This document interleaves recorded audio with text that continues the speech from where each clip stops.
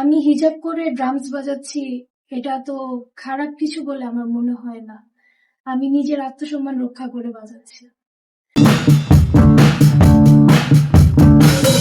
আসলে যার যার চিন্তা ভাবনা যেরকম, তো এটা আমার কাছে মানে যারা বলে তাদেরটা আসলে আমি কানে নিই না। আমি স্টেজ প্রোগ্রাম অনেক করেছি, স্ট্যামফোর্ড ছাড়াও অনেক স্টেজ প্রোগ্রাম করেছি আর কি। তো হজের আগে করেছি, হজের পরে আর কোনো প্রোগ্রাম তেমন একটা করা হয়নি।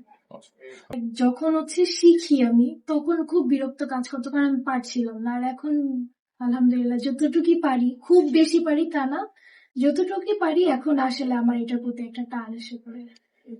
আমার বাবা মা আমার ফুল সাপোর্টে ছিল, একদম ছোট থেকেই আমার বাবা মা আমার সাপোর্টে ছিল। এমনও হয়েছে যে আমি করতে চেতাম না, আমি খুব বিরক্ত হয়ে যেতাম যে আর কত করবো এগুলো, বাট বাবা মা আমার সাথে ছিল, সব সময় ছিল। না, লাইক আমার টিচার আছে, বাট ইন্সপিরেশন বাবা।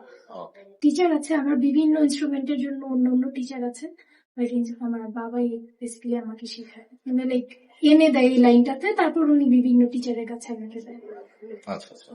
গান একদম যখন ছোট তখন শিখি, তারপর আর গানটা কন্টিনিউ করা হয় না, বাট গিটার, ভায়োলিন, ড্রামস তিনটাই কন্টিনিউ করা হয়। না, আমার হজ করেছেন কবে? 25 এ লাস্ট। 25 ইয়ার্স। আমি আমার মা। আচ্ছা, বুঝতে পেরেছি। না, শখই আসলে এরকম হয়নি। বাংলা সং গুলো আমি আর কি একটু বেশি পছন্দ করি, লাইক হিন্দি আর ইংলিশের থেকে। আচ্ছা।